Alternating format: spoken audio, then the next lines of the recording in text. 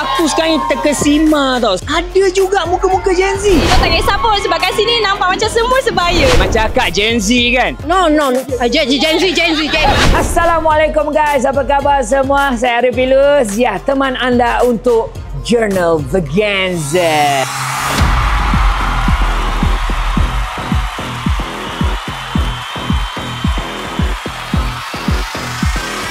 Kali ini saya nak introduce dekat korang lagi separuh Vaganza dan dia punya peserta-peserta yang diorang minat. Let's check it out.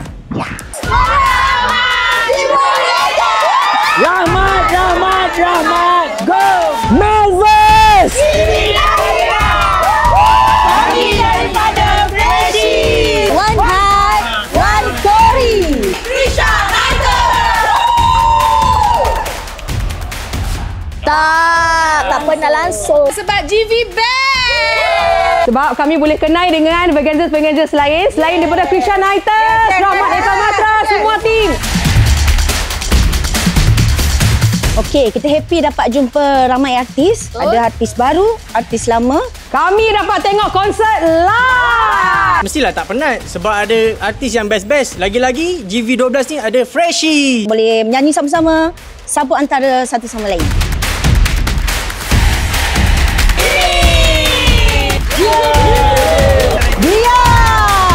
Ya, sekarang ni korang dah tahu kan nama FC untuk peserta GV12.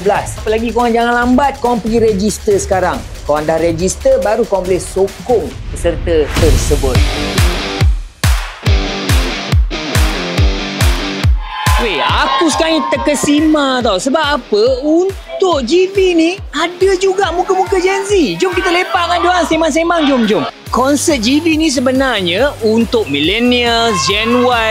Macam mana boleh selit Gen Z kat sini? Saya pun tak berapa pastilah, tapi saya memang minat artis-artis dalam Gegar Vaganza 12 ni lah. Apa perasaan korang bila korang ni sebenarnya minoriti? Kau tak kisah pun sebab kat sini nampak macam semua sebaya. Semua energi dia macam Gen Z semua.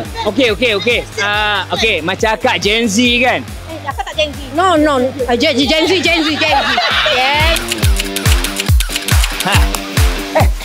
Okey guys, korang yang ada dekat rumah tu jangan FOMO sangat.